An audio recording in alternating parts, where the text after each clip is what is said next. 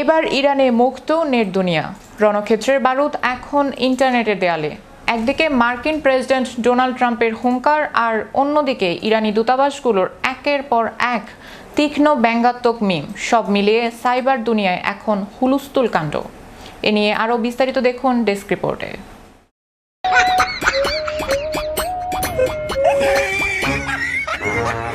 এবার ইরানে মুগ্ধ নেট দুনিয়া, রণক্ষেত্রের বারুদ এখন ইন্টারনেটের দেয়ালে। 2026-এর ইরান যুদ্ধ কেবল মিসাইল আর ড্রোনে সীমাবদ্ধ নেই, বরং তার রূপ নিয়েছে এক নজিরবিহীন ডিজিটাল তলোয়ার যুদ্ধে। একদিকে মার্কিন প্রেসিডেন্ট ডোনাল্ড ট্রাম্পের হুঙ্কার, আর অন্যদিকে ইরানি দূতাবাসগুলোর একের পর এক তীক্ষ্ণ ব্যঙ্গাত্মক মিম। সব মিলিয়ে সাইবার দুনিয়ায় এখন হুলস্থুল কাণ্ড। যুদ্ধের ময়দান যখন পারস্য উপসাগর, তখন যুদ্ধের ভাষা হয়ে দাঁড়িয়েছে হাস্যরস আর বিদ্রুপ। গত 28 ফেব্রুয়ারি যুদ্ধ শুরু হওয়ার পর থেকেই হোয়াইট হাউস পপ কালচার আর ভিডিও গেমের মিম ব্যবহার করে প্রচার শুরু করেছিল। কিন্তু ইরানও দমে যাওয়ার পাত্র নয়। তেহরান এখন ওয়াশিংটনকে তাদের নিজেদের খেলাতেই কুপাকাত করতে চাইছে। তালিকায় সবার উপরে রয়েছে দক্ষিণ আফ্রিকায় অবস্থিত ইরানি দূতাবাস। একের পর এক টুইটার, ফেসবুক পোস্ট তারা নাজেহাল করে তুলছে মার্কিন প্রশাসনকে। সম্প্রতি একটি মার্কিন যুদ্ধবিমান ক্ষতিগ্রস্ত হওয়ার খবর আসতেই তারা এমন সব পোস্ট শেয়ার করছে যা দেখে নেট পাড়ায় হাসির রোল। তাদের পোস্ট করা ছবিতে ট্রাম্পকে অজুহাত দেয়া এক শাসক হিসেবে তুলে ধরা হয়েছে।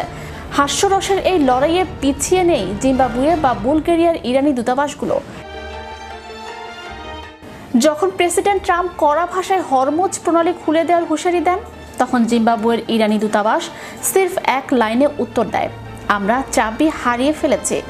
বুলগেরিয়ার দূতাবাস তো আরও এক ধাপ এগিয়ে ট্রাম্পের একটি আক্রমণাত্মক পোস্টের নিচে তারা কমেন্ট করেছে, শান্ত হও বাঘ, যেন রণ হুঙ্কার নয়, বরং কোনো স্থূলের অবাধ্য ছাত্রকে শাসন করছে তারা।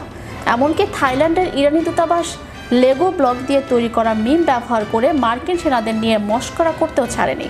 ভারতের হায়দ্রাবাদে অবস্থিত ইরানি কনসুলেটরেও এক ট্রোল যুদ্ধে সামিল হয়েছে। হরমুজ প্রণালী নিয়ে ট্রাম্প যখন একের পর এক সময়সীমা বা ডেডলাইন বাড়িয়ে চলেছেন, তখন তারা সেটিকে একটি হাস্যকর নাটকের সাথে তুলনা করে পোস্ট করেছে। রাজনৈতিক বিশ্লেষকদের মতে এটি কেবল মজা নয়, বরং আমেরিকার পরাশক্তি ভাবমূর্তিকে ধুলোয় মিশিয়ে দেওয়ার এক সুপরিকল্পিত চাল।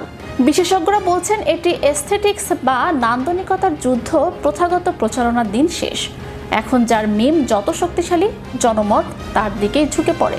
জর্জ ওয়াশিংটন ইউনিভার্সিটির অধ্যাপক লুজের মতে হোয়াইট হাউস যুদ্ধকে একটি স্পেকটেল বা তামাশা হিসেবে দেখাতে চেয়েছিল, আর ইরান সেই তামাশার অস্ত্র দিয়েই পাল্টা আঘাত হানছে। বন্দুকের লড়াইয়ে কে জিতবে তার সময় বলবে, কিন্তু ডিজিটাল দুনিয়ার এই ট্রোল যুদ্ধে ইরান যে বর্তমানে কয়েক গোল এগিয়ে আছে তা বলাই বাহুল্য।